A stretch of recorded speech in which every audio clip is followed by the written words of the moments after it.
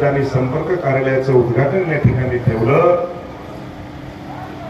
ते आपल्यात नेमकेच आलेले, पण अतिशय चांगलं कर्तृत्व आणि काम त्यांचं आहे असे डॉक्टर कॅतमोरजी आणि आमच्या ताई डॉक्टर कॅतमोर यांचं टाळ्या वाजून या ठिकाणी आपण सर्वजणांनी स्वागत करतो। आपल्या सर्वांच्या साक्षीनं या ठिकाणी वसमत शहर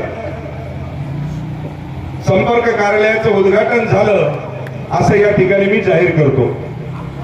त्याच्यानंतर मला वाटतं एका आरोग्य शिबिराचं सुद्धा आपण या ठिकाणी उद्घाटन केलं आणि समोर बसलेल्या माझ्या सर्व लाडक्या बहिणी, वडीलधारी मंडळी, युवा पिढी, सर्व मीडियाचे पत्रकार, सोशल मीडिया असेल, बरोबर आहे सर्वच, कारण की तुम्ही सोपं नाही बापू।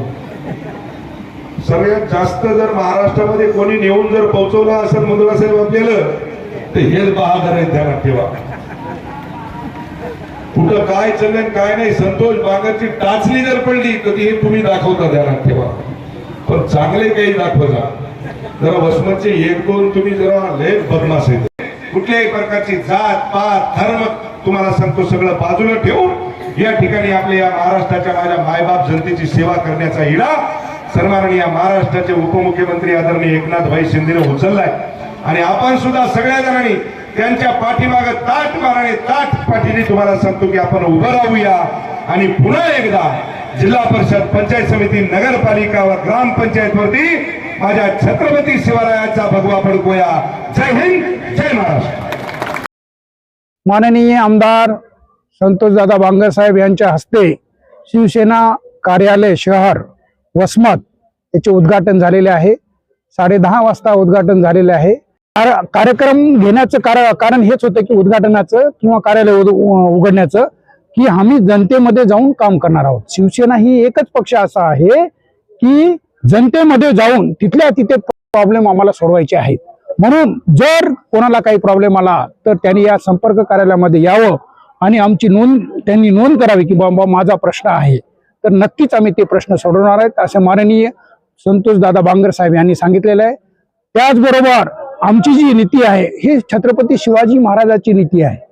छत्रपती शिवाजी महाराजांची नीती त्यांच्या राज मुद्रेमध्ये स्पष्ट होते की प्रतिपच्छ चंद्रलेख्यू वर्धुष्णी विश्ववंदिता शहासुनो शिवशस्या मुद्रायण भद्राय राजते। याचा अर्थ असा आहे की हे शिवाजी राजा शहाजी राजाच्या पुत्रा, तुझं हे जे राज्य आहे, तुमचं हे जे राज्य आहे पूर्ण जगामध्ये प्रतिपदेच्या कलेप्रमाणे, प्रतिपदेच्या चंद्राच्या कलेप्रमाणे वाढत जाईल आणि जगामध्ये विश्ववंदिले जाईल। का?